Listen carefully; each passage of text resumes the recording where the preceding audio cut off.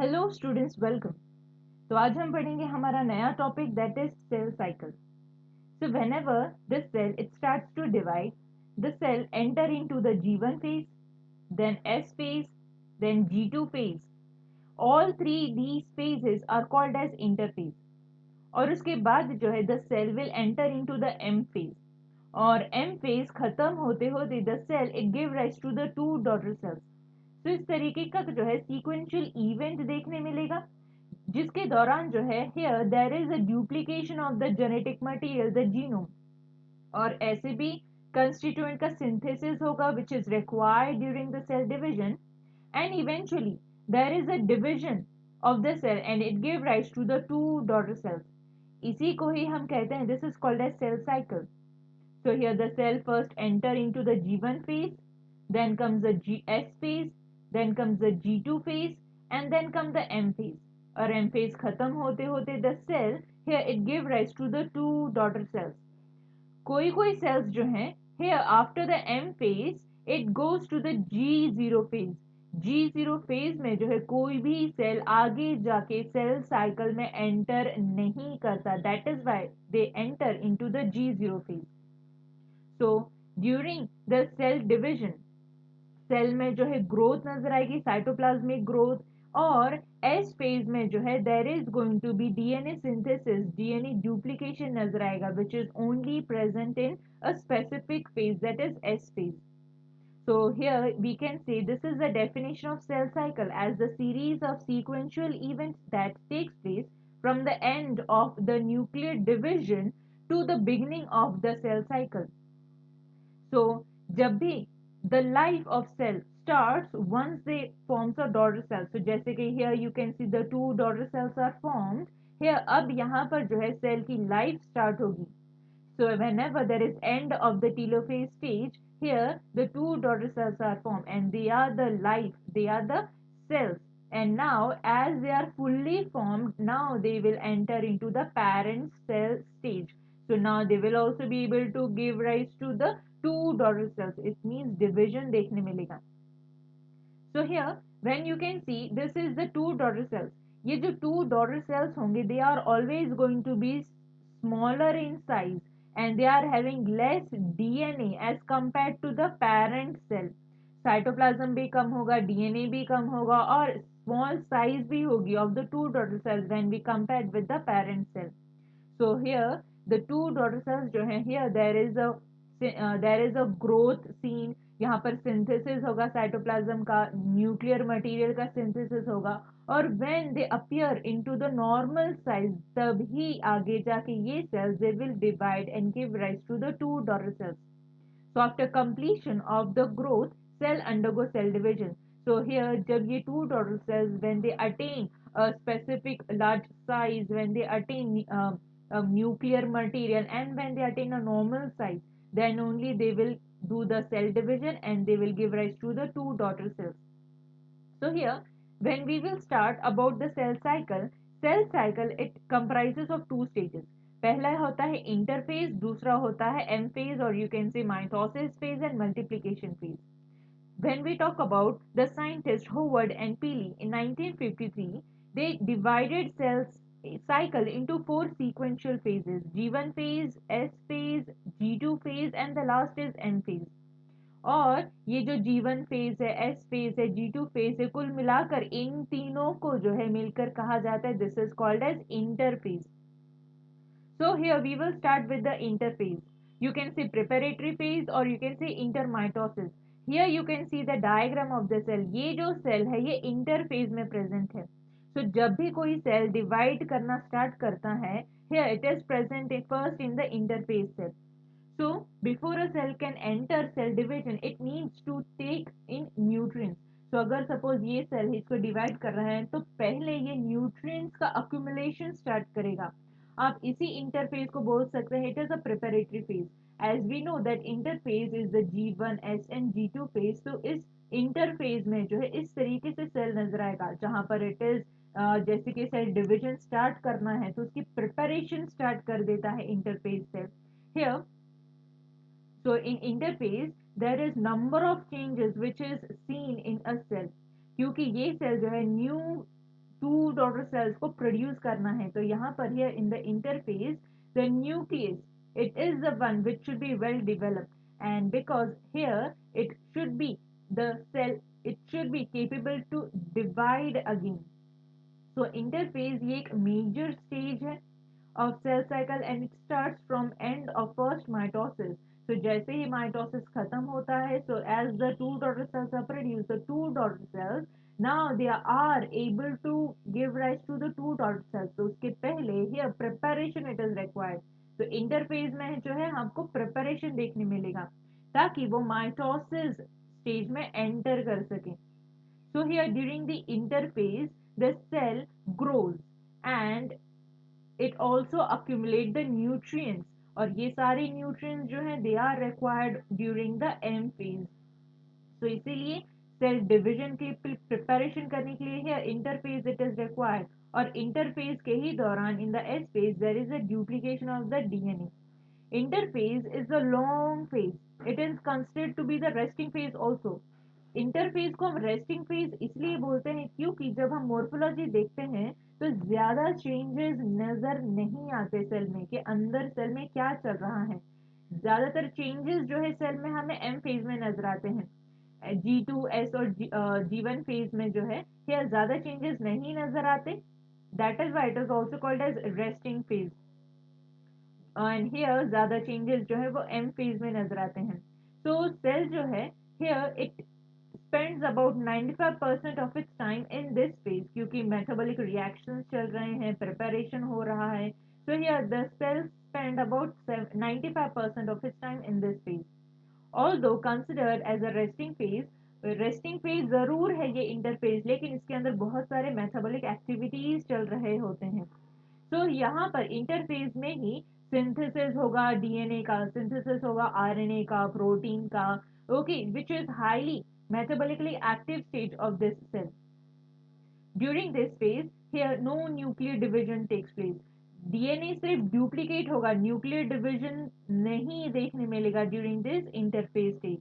और जो न्यूक्लियस है, साइटोप्लाज्म है, मेटाबॉलिकली एक्टिव होंगे ड्यूरिंग दिस फेज. और जो साइज होगा सेल का in the interphase it is going to increase. Interphase जो it is divided into the G1 phase, the S phase and the G2 phase. So first we will talk about the G1 phase. इसी को ही हम gap 1 phase भी बोलते हैं. यहाँ पर here it starts with the M phase. तो कोई भी अगर डॉटर सेल M phase के द्वारा गुजर के आई है और अब जो है cell it needs to divide, तो वो G1 phase में ही enter करेगा. And here it is going to spend more and more time क्योंकि इसी stage में जो है there is going to be increase in cell size and hence is known as post mitotic phase. क्योंकि M phase के बाद में है इसीलिए हम इसको post mitotic phase भी बोल सकते हैं. G1 phase काफी लंबा phase है जहां पर पूरे cell cycle में it occupies about 30 to 50% time of the complete cell cycle. और सेल जो है cell is metabolically active during this phase और कंटिन्यूअस ग्रोथ देखने मिलेगा सेल के साइटोप्लाज्म में. और जीवन फेज में जो है here there are synthesis of those material which is required during the S phase. तो S phase में जो भी DNA का synthesis होगा उसके लिए preparation करना जरूरी है during the G1 phase. क्योंकि नेक्स्ट फेज में एंटर करने के लिए डीएनए रेप्लिकेशन होना जरूरी है. तो उसके लिए तो सारे कंपोनेंट्स जो कि जरूरी हैं वो G1 फेज में ही प्रिपेयर कर लिए जाएंगे. इन द G1 फेज यहाँ पर आपको प्रोसेसेस नजर आएंगे like the transcription of ribosomal RNA, tRNA, mRNA, synthesis और भी बहुत सारे प्रोटीन का फॉर्मेशन होगा, एंजाइम्स का और नाइट्रोजनस बेस का. क्योंकि ये सारी चीजें डीएनए सिंथेसिस के दौरान लगने वाली हैं, एस फेज में लगने वाली हैं. प्रोटीन सिंथेसिस देखने मिलेगा G1 फेज में और कुछ रेगुलेटरी प्रोटीन्स भी सिंथेसाइज होंगे जो कि कंट्रोल करेंगे इवेंट्स लाइक माइटोसिस. और कुछ एंजाइम्स का भी सिंथेसिस होगा G1 फेज में like the DNA polymerase which is going to be required during the DNA synthesis which is going to take place in the S phase. Tubulin का भी synthesis होगा G1 phase में और भी mitotic apparatus protein का synthesise होगा G1 phase में. And during this phase, chromosome are in the form of slender fine thread जैसे दिखाई देंगे. Forming an interwoven chromatin network. तो जो क्रोमोसोम है वो क्रोमेटिन फॉर्म के स्ट्रक्चर में ही नजर आएगा इन द जीवन फेज। और डीएनए सिंथेसिस जीवन फेज में कभी नहीं देखने मिलेगा। डीएनए सिंथेसिस जो है वो एस फेज में ही देखने मिलेगा, इसीलिए इसको जीवन that is first gap phase बोलते हैं। Next is the G0 phase. यहाँ पर हियर एस फेज को पढ़ने के पहले we will talk about the G0 phase. G0 phase जो है ये एम फेज के बाद ही देखने मिलेगा।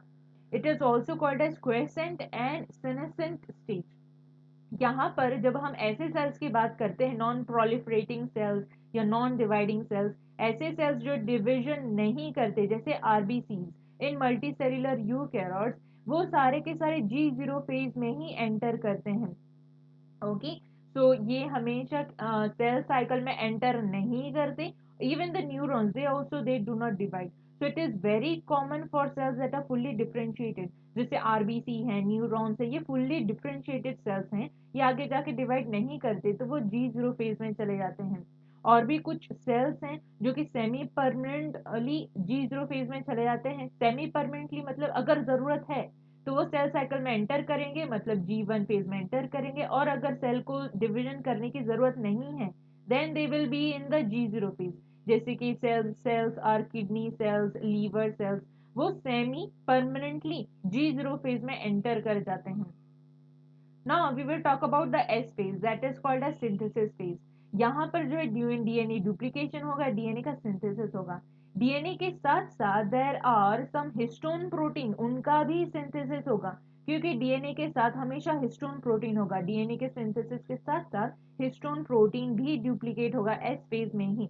यहाँ पर एस फेज में डीएनए का डुप्लीकेशन होगा, रेप्लिकेशन होगा, और जो भी अमाउंट होगा डीएनए का वो डबल हो जाएगा। Chromosomal content it is going to be double. So अगर क्रोमोसोम कंटेंट 2C है then it is going to increase up to the 4C। और एस फेज जो है पूरे सेल साइकिल में करीबन it requires, it occupies 35 to 45% time of the cell cycle. अब बात करते हैं दैट इज G2 फेज के बारे में। It is also called as second gap phase. Here यहाँ पर फिर से सेल में ग्रोथ नजर आएगी। There is synthesis of protein, ऐसे प्रोटीन जो कि एम फेज में लगने वाले हैं, तो उन्हीं प्रोटीन्स का सिंथेसिस होगा। So during this phase, there is synthesis of ribosomal RNA, messenger RNA, and nuclear RNA also synthesis take place. और ये जो है it occupies about 10 to 20% time of the cell cycle. और by the end of the G2 phase, here यहाँ पर जो है cell का कंटेंट कंप्लीट डबल होता हुआ नजर आएगा। Cell size is going to increase and this stage it is very important, क्योंकि इसी G2 फेज में ही कुछ चेक पॉइंट्स भी नजर आएंगे जो कि देखेंगे कि कोई एरर तो नहीं है, और अगर एरर दिखाई देता है तो here in the G2 phase there is going to be repair. नहीं तो अगर कोई म्यूटेशन है सेल में तो हियर दो सेल्स जो प्रोड्यूस होंगे टू डॉटर सेल्स में उसमें भी म्यूटेशन नजर आएगा। इसीलिए किसी भी तरीके का एरर ना हो, अगर एरर है तो उसको रिपेयर किया जाता है इन the G2 phase only. Now the next comes the M phase. It is called as mitosis phase. Here this is the last stage. This is the last stage of the cell cycle during two identical daughter cells. So आगे जाके M phase खत्म होने के बाद two daughter cells का formation होगा, और ये काफी शॉर्ट पीरियड है सेल साइकिल का। और ये एम फेज काफी ज्यादा कॉम्प्लेक्स है लेकिन हाईली रेगुलेटेड है, और काफी ड्रामेटिक पीरियड है ऑफ द सेल साइकिल का, involving a major reorganization of virtually all component of cell. Since the number of chromosome in the parent and progeny cell is the same, it is also called as equational division. मतलब जो भी daughter cells produce होंगे तो जो chromosome number, suppose यहाँ पर जो cell है इसको डिवीजन करना है, if this cell is having 46 number of chromosome, then here the two daughter cells they are also going to have 46 number of chromosome will have this cell, and this cell will also have 46 number of chromosome. तो अगर parent से compare करें तो इनके पास भी 46 number of chromosome है। So here the two daughter cells are going to be have the equal number of chromosome like that of the parent cell, इसीलिए हम इसको इक्वेशनल डिवीजन भी बोलते हैं। M phase here it consists of four stages. पहला आता है prophase, दूसरा आता है metaphase, then comes the anaphase, and then come last is the telophase. Telophase के बाद साइटोप्लाज्मिक डिवीजन देखने मिलेगा and now two daughter cells are form. So here you can see कि जो सेल है वो इंटरफेज में प्रेजेंट है, जहां पर हमने देखा G1 phase, S2 phase and G2 phase देखने मिलता है। फिर आता है प्रोफेज, प्रोफेज के बाद आता है M phase, then comes the anaphase and last is the telophase. तो पहले हम बात करेंगे प्रोफेज के बारे में। पहले सेल प्रेजेंट होता है इंटरफेज में, और फिर जैसे ही सेल को डिवीजन करना है तो here it enters into the prophase. Prophase यहाँ पर जो न्यूक्लियर मेम्ब्रेन है वो डिसअपियर करना स्टार्ट कर देती है और न्यूक्लियस भी डिसअपियर होना स्टार्ट हो जाते हैं, लेकिन जो यहाँ पर क्रोमेटिन है वो थिक होना स्टार्ट हो जाते हैं। Here the thread like chromosome they start to appear. और जैसे ही प्रोफेज के बाद नजर आता है late prophase, here where the chromosome become more and more thick and more condensed. और क्रोमोसोम जो है they all appear, they all arrange at the periphery of nucleus, nucleus के एकदम पेरिफेरी में, बाजू बाजू में आ जाएंगे। Then next is the M phase. M phase में जो है इमेजिन कर लीजिए ये सेल जो है दिस इज द अर्थ, अर्थ की जो सेंटर की लाइन होती है दिस इज कॉल्ड इक्वेटर। यहाँ पर सारे हाईली कंडेंस क्रोमोसोम जो है they are going to arrange into the equatorial reason.